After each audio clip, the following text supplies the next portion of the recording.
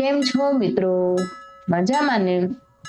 તો મિત્રો, આપણે બધા પાવાગઢ તો જઈએ જ છીએ, પણ શું તમને ખબર છે કે જે પાવાગઢના દર્શન કરવા આજે લાખો લોકો જાય છે એનો ઇતિહાસ કેટલો રોમાંચક અને થોડો ડર લાગે એવો છે.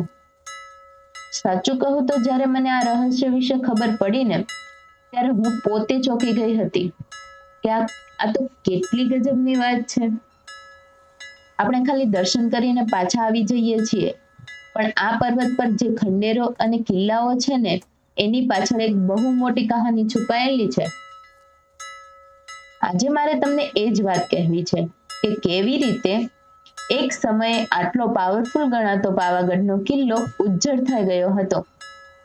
વાત એમ છે કે વર્ષો પહેલા પાવાગઢ પર ચૌહાણ વંશના રાજા જયસિંહનું રાજ હતું, જેમને લોકો પ્રેમથી પતાઈ રાજા કહેતા હતા.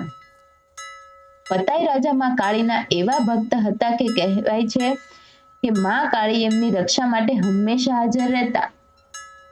પણ દોસ્તો, એક નાનકડી ભૂલ આખા સામ્રાજ્યને કેવી રીતે ધૂળમાં મેળવી શકે ને એનું આ પાવાગઢ જીવતું જાગતું ઉદાહરણ છે. નવરાત્રીના દિવસો હતા અને આખું પાવાગઢ રોશનીથી ઝગમગતું હતું અને ગરબાની એવી રમઝટ જામી હતી કે જાણે પર્વત પણ ડોલી રહ્યો હોય. એવું કહેવાય છે કે ભક્તોનો આ ઉત્સાહ જોઈને ખુદ માં કાળીમાં એક સુંદર સ્ત્રીનું રૂપ લઈને ગરબે રમવા આવ્યા હતા.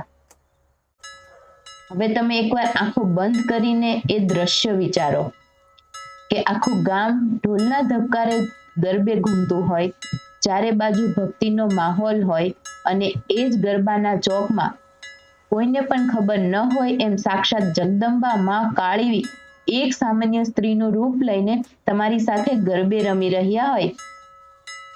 એ અહેસાસ જ કેટલો દિવ્ય હશે, નહીં?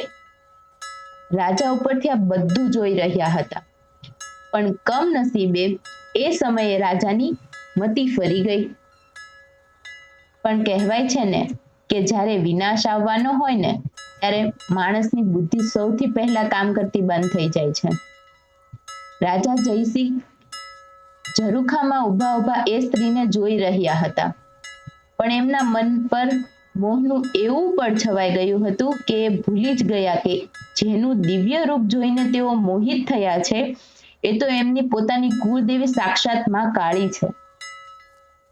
એ જ મોહમાં ને મોહમાં રાજા પોતાના પદની મર્યાદા ભૂલ્યા, ભક્તિ ભૂલ્યા અને સીધા ગરબાના ચોકમાં પહોંચી ગયા.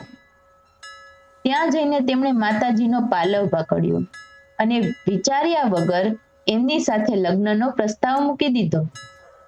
એક ભક્ત અને ભગવાનની પવિત્ર સંબંધમાં આ સૌથી મોટી ભૂલ હતી. માતાજીએ રાજાને ઘણીવાર સમજાવ્યા, ચેતવણી આપી કે રાજા તું ભૂલ કરે છે, તારો મોહ છોડી દે, પણ રાજા તો જીદ પર અડ્યા રહ્યા. છેવટે જ્યારે રાજા ન માન્યા ત્યારે માતાજીએ પોતાનું અસલી દિવ્ય તેજોમય સ્વરૂપ બતાવ્યું.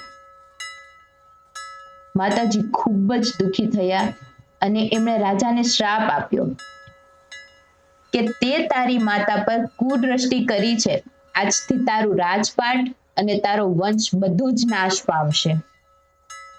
અને પછી જે થયું ને મિત્રો, એ સાંભળીને આજે પણ કંપારી છૂટી જાય છે. માતાજીના એ એક શ્રાપ પછી પાવાગઢની આખી કિસ્મત જ બદલાઈ ગઈ. પલવારમાં ચારે બાજુ અંધકાર છવાઈ ગયો હોય એવું લાગતું હતું. બરાબર એ જ સમયે ગુજરાતના સુલતાન મોહમ્મદ બેગડાએ હજારોની સેના સાથે પાવાગઢના કિલ્લા પર હુમલો કરી દીધો. મહિનાઓ સુધી ભયાનક યુદ્ધ ચાલ્યું. તલવારોના ખણખણાટથી આખો પર્વત ગુંજી ઉઠ્યો.